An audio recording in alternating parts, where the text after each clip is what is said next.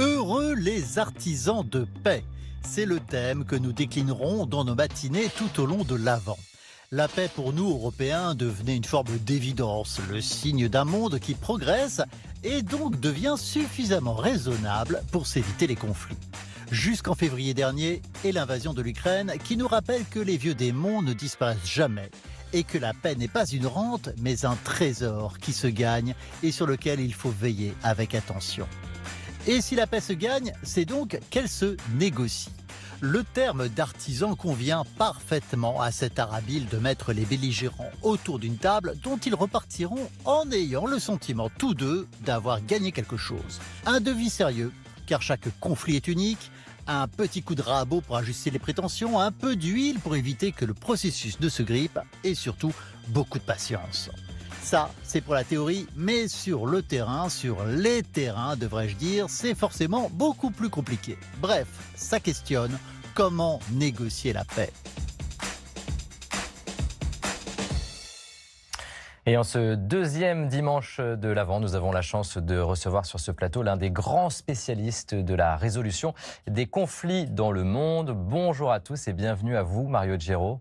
Merci. C'est un plaisir de vous recevoir. Merci de venir exprès de Rome pour participer, pour nourrir notre ancien vice-ministre des Affaires étrangères du gouvernement italien. Vous êtes surtout médiateur pour la paix de la communauté Sant'Egidio, communauté chrétienne qui parfois réalise des prouesses discrètement dans la résolution des conflits dans le monde. Peut-être d'abord, avant d'aller dans le détail de ce qui fait le sel de la négociation dans un conflit armé, vous faire réagir sur ce qu'on vient d'entendre dans l'éditorial d'Éric Payet, cette paix inestimable en Europe qu'on prend souvent pour un acquis. Il faut veiller sur cette paix, faire attention à elle, comment ? Il faut faire attention parce que la paix, c'est un don qu'il ne faut pas gâcher ni gaspiller. Et vraisemblablement, nous l'avons gaspillé avec cette guerre entre Russie et Ukraine, disons, cette agression de la Russie à l'Ukraine. On n'a pas fait trop attention. Peut-être on avait oublié qu'il y avait aussi il y avait eu des guerres en ex-Yougoslavie, très proches de nous. Et donc maintenant, nous nous retrouvons avec une guerre en Europe et ça nous choque.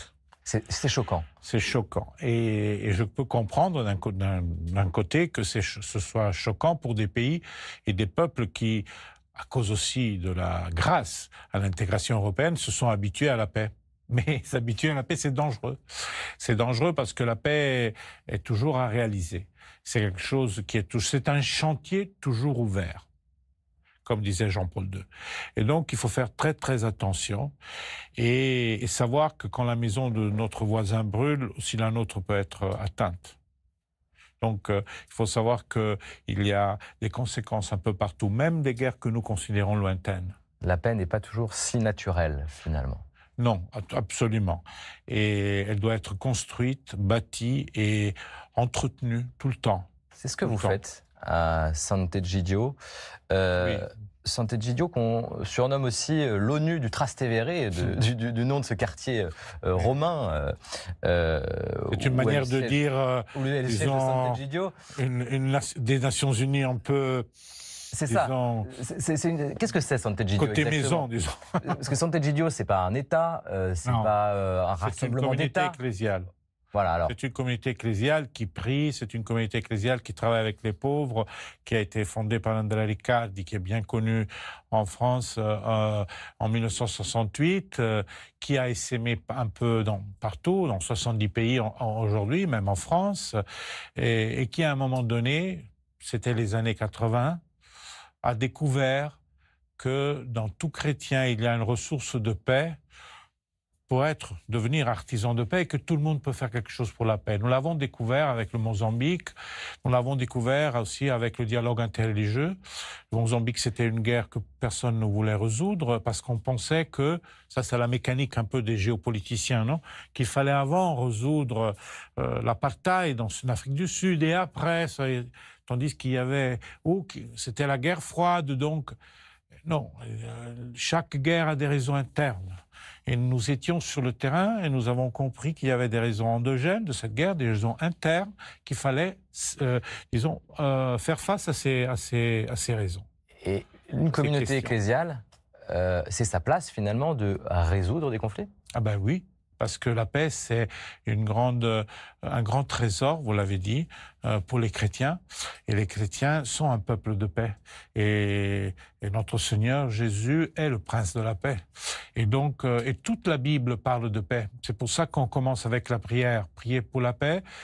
Je disais aussi la prière interreligieuse, Jean-Paul II, 1986, Assise, rassembler les grandes religions. Il avait déjà vu à l'époque, et c'était une époque où on ne pensait pas que les religions pouvaient compter quelque chose. Il avait déjà entrevu que les religions pouvaient travailler ensemble pour la paix. Vous le faites encore hein, chaque année. Voilà, il y a une rencontre internationale à Rome.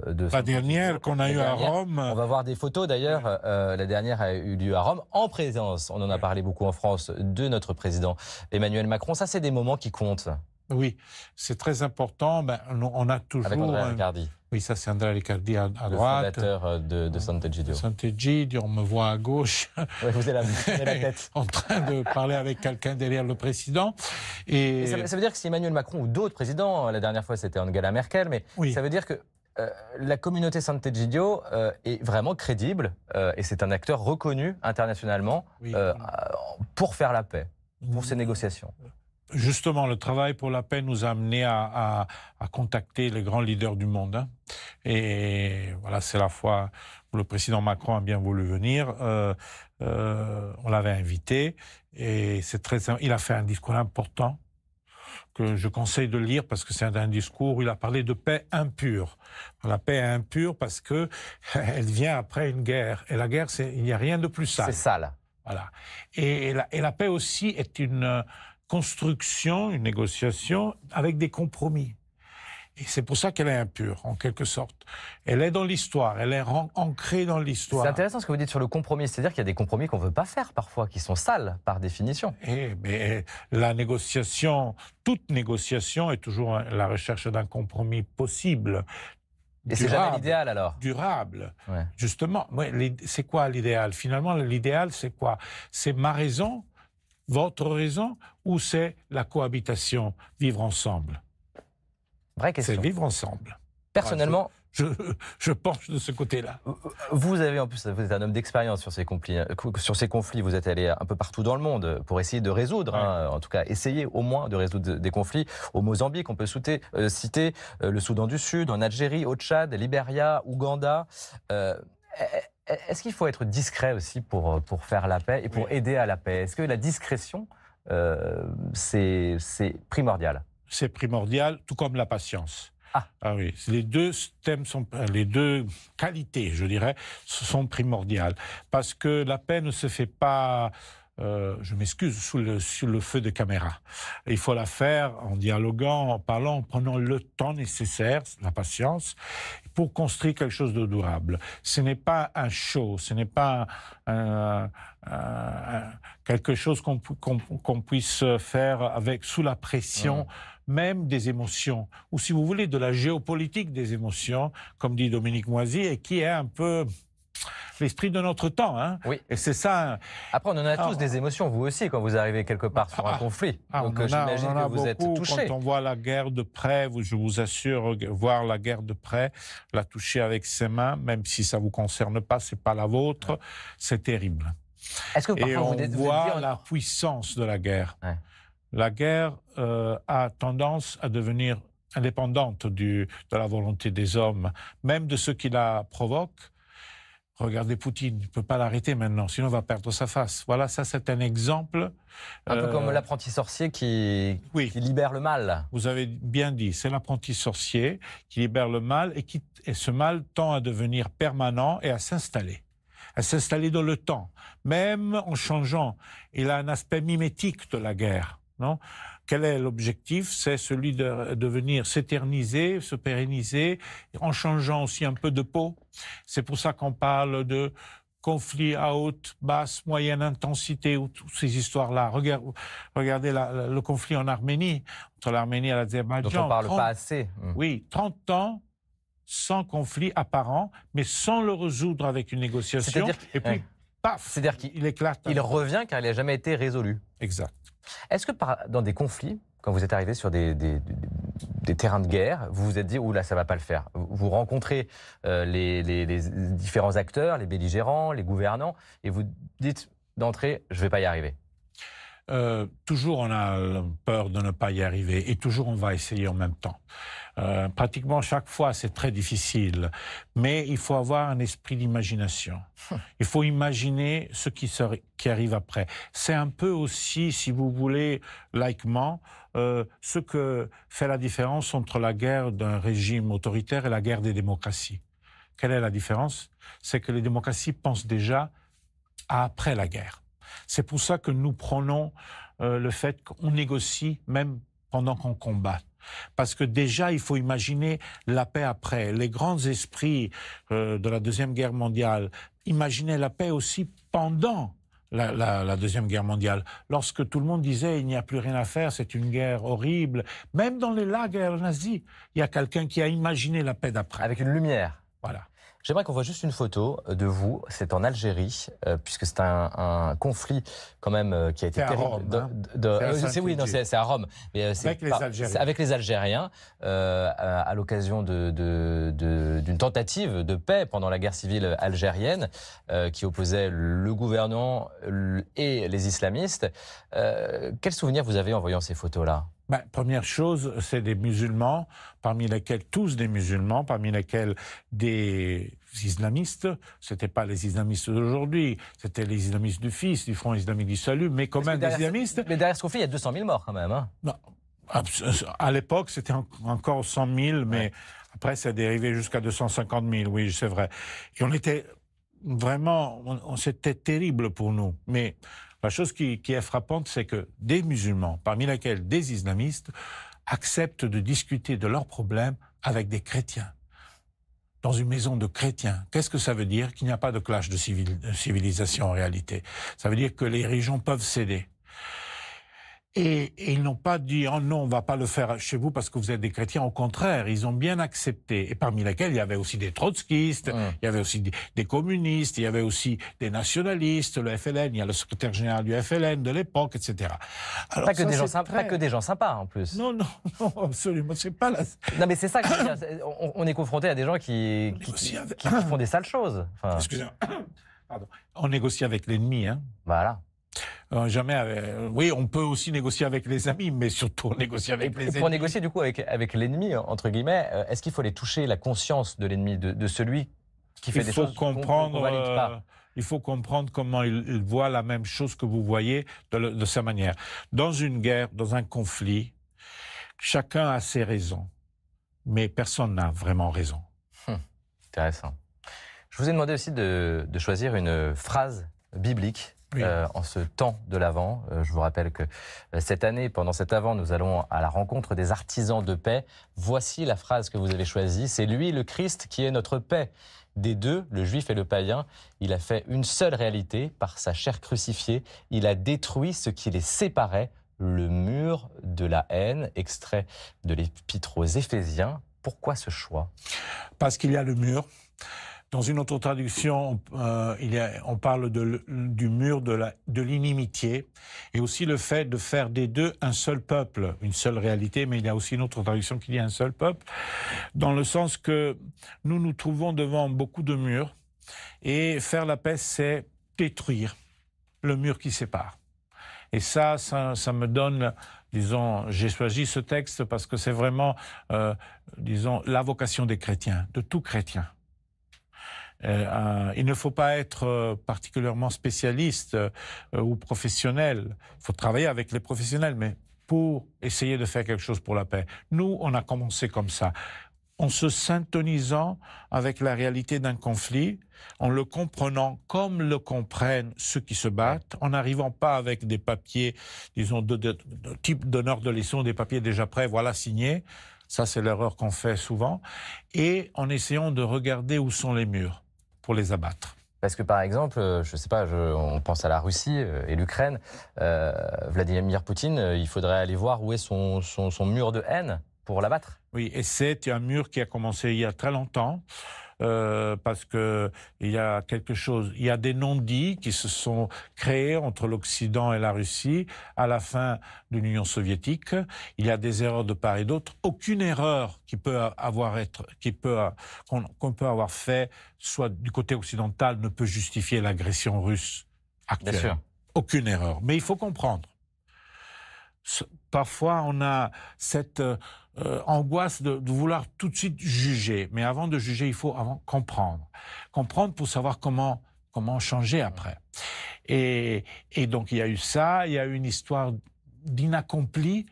Nous, les Occidentaux, nous n'avons pas compris vraiment au fond que la fin de l'Union soviétique a été la fin d'un monde qui a créé un choc et un grand vide. Et nous avons pensé naïvement et aussi coupablement que tout pouvait être résolu avec le commerce et le marché. C'est pas possible. Et puis, il y a eu le fait que la guerre a commencé en 2014. C'est pas qu'elle a commencé le 24 février. On n'a pas voulu la voir complètement non plus. Et on n'a pas voulu la voir. Et il y a eu le problème de Minsk 1 et 2. Les accords de Minsk, à la fin, disaient des choses très concrètes.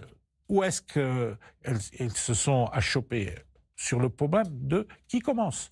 C'est Kiev qui commence à donner l'autonomie spéciale à la région du Donbass, ou c'est Donbass qui commence, les Donbassiens qui commencent à désarmer, et c'est là que nous nous sommes bloqués. Est-ce que faire la paix, est-ce que ça s'apprend? Oui, ça s'apprend. Même des gens de guerre peuvent devenir de faiseurs de paix. Et nous, on a vu des exemples de ça, des gens qui, après avoir été aidés à faire la paix chez eux, aident d'autres à faire la paix. Ça, bon, le plus grand exemple de tous, c'est Mandela, qui n'est pas...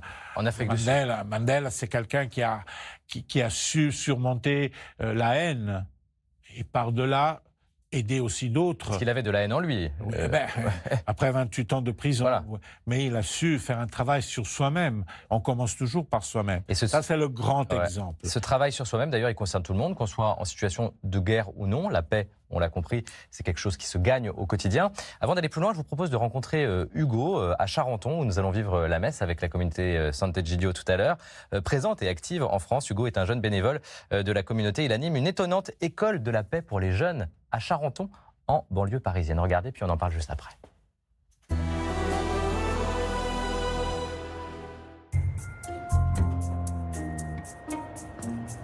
Je m'appelle Hugo, j'ai 21 ans.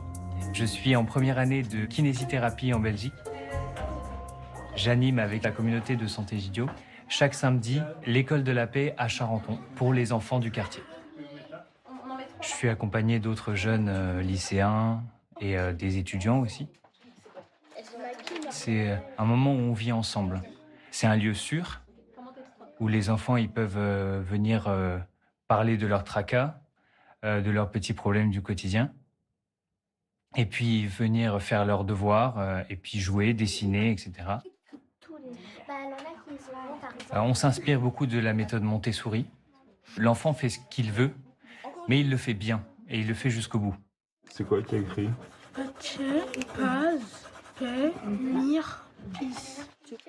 Nos grands-parents, ils ont acquis la paix. Aujourd'hui, on pense qu'elle est acquise, qu'on l'a. En fait, la paix, je pense que c'est un travail, quelque chose qui doit s'entretenir. Et l'école de la paix permet de transmettre aux jeunes générations un message que nous avons reçu de nos grands-parents. Comment on crée la paix à partir d'une école? En écoutant les enfants, tout simplement.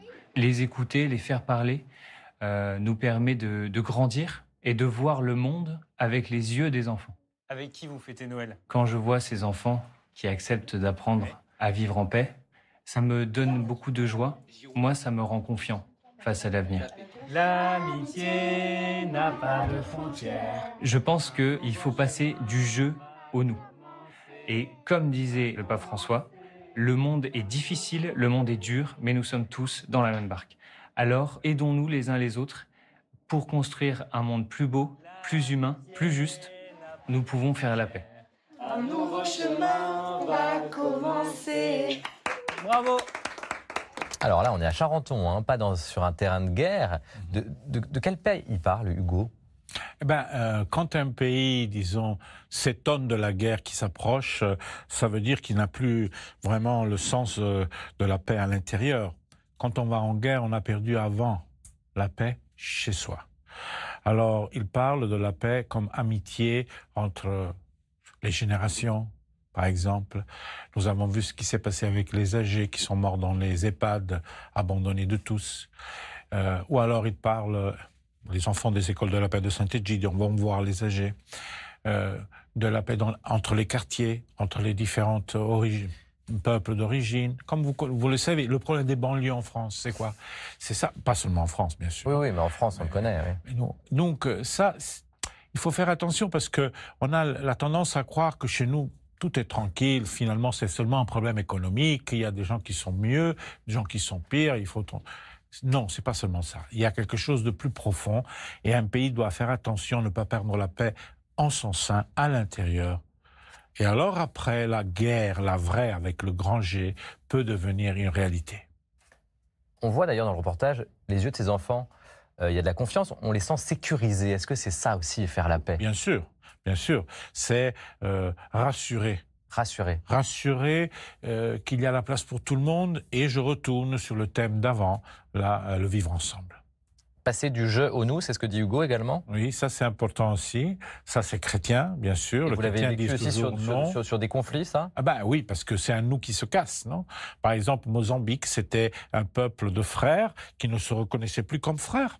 Mais ça, c'est Abel et Caïn, c'est Ésaü et Jacob, c'est Joseph et ses frères qui l'ont vendu esclave. Et puis lui les sauve, c'est la Bible. Le pape dit aussi, on ne peut pas penser de rester sain dans un monde qui est malade. En Ukraine et en Russie aussi, c'est deux peuples frères qui se font la guerre. Oui, et on ne peut plus dire ça, non? Maintenant, c'est défendu de dire que ce sont deux peuples frères. Les Ukrainiens, les premiers, nous disent non, nous sommes Ukrainiens, et c'est comme si la guerre avait créé une nation. Mais c'est vrai aussi qu'ils étaient proches quand même. Oui, ils étaient proches, mais maintenant la guerre les a divisés. Voilà le méfait de la guerre. Qu'est-ce qu'elle provoque, la guerre? La division, c'est l'esprit du mal. Je vous ai demandé aussi de choisir une figure de paix pour cet avant, Mario Giro. Voilà. François d'Assise. François d'Assise. Superbe cette représentation d'ailleurs. Oui, c'est bien. François d'Assise, c'est quelqu'un qui n'a pas seulement parlé de paix, mais il a agi. C'est quelqu'un qui est un practitioner, on pourrait dire à l'anglaise. C'est quelqu'un qui a pratiqué. Il est allé devant la ville d'Arezzo chasser les diables de la guerre, c'est-à-dire mettre d'accord les différents chefs des différentes factions. Nous les Italiens, nous avons la tendance à présenter la Renaissance à partir de 1100, etc., jusqu'en 1300, 1400, le Quattrocento, comme une époque d'or. Et c'est vrai qu'artistiquement, c'est ça. Vous allez toutes nos villes. Mais c'était une époque terrible. Dure. De guerre continuelle, d'une ville contre l'autre. C'était une époque d'extrême violence. Ça va mieux quand même aujourd'hui qu'hier, alors? Oui, ça va beaucoup mieux. Beaucoup mieux. Et François d'Assise fait face à ça. À partir de sa ville. Entre l'évêque et le pouvoir et les pouvoirs laïcs, le podestat, etc. Et comme ça partout, et jusqu'au sultan. Donc c'est quelqu'un qui vraiment a cru que la paix c'était une vocation, et puis il a cru que un homme de guerre pouvait devenir un homme de paix et faire la paix pour les autres. Et avec pauvreté. La paix, ça se fait avec pauvreté, bien humblement. Bien sûr, oui, humblement. Et lui, il n'a jamais ce qu'on disait avant. Une dernière question, avant de passer à la culture. La paix, c'est aussi évidemment la naissance de Jésus, c'est bientôt Noël. Quelle espérance vous avez dans le cœur pour conclure cet entretien? Moi, j'espère que cette guerre en Ukraine cesse le plus vite possible. Nous avons besoin d'une trêve.